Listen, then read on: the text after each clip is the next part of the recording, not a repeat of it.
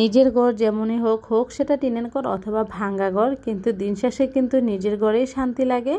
গতকালকে কিন্তু আমি বড় বোনের বাসায় গিয়েছিলাম, তো আজকে সকালে নাস্তা করে আমি বাসায় চলে আসছি।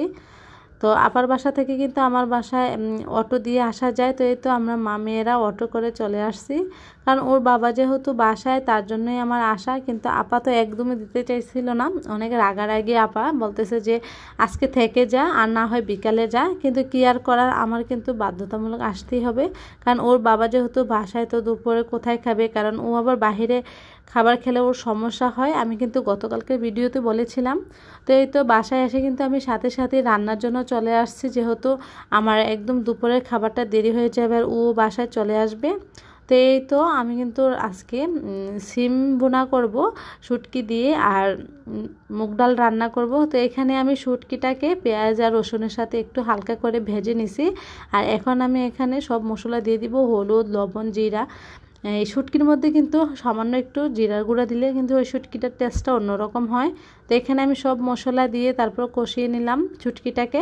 তো এখন আমি বেগুন আর সিম দিয়ে দিছি, কারণ আজকে বাসায় একটা বেগুন ছিল, তো ভাবলাম যে এটাও দিয়ে দিই, কারণ পরে আবার এটা নষ্ট হয়ে যাবে, যেহেতু একটা ছিল।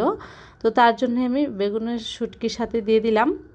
এই তো এখন এটাকে আমি ভালো করে কষিয়ে নিব। আর আজকে কিন্তু এটা কিন্তু একদম ঝোল ছাড়াই ভুনা করব। আর এই শুটকিটা কিন্তু গরম ভাতের সাথে খুবই ভালো লাগে খাইতে।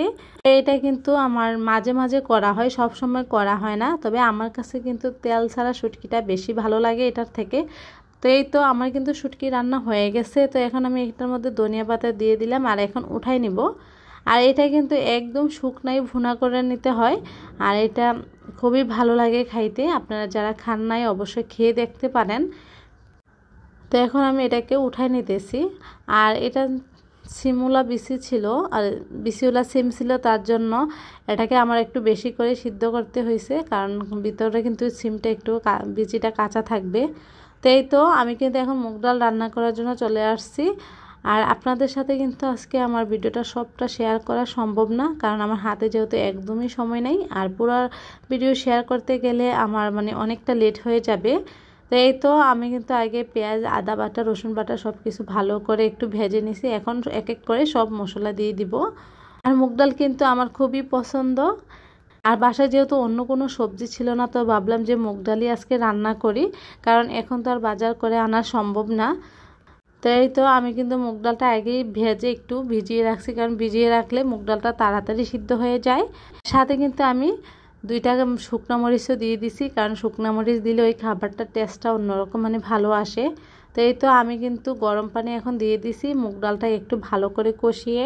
আর আমি মাছ আগে ভেজে রাখছিলাম, এখন দিয়ে দিব এগুলা দিয়ে, তারপর ধনিয়া পাতা দিয়ে এটাকে তুলে নিব। তো আজকের মতন এখানে শেষ করতেছি। সবাই ভালো থাকবেন, দেখা হবে নেক্সট কোনো ভিডিওতে। আল্লাহ হাফেজ।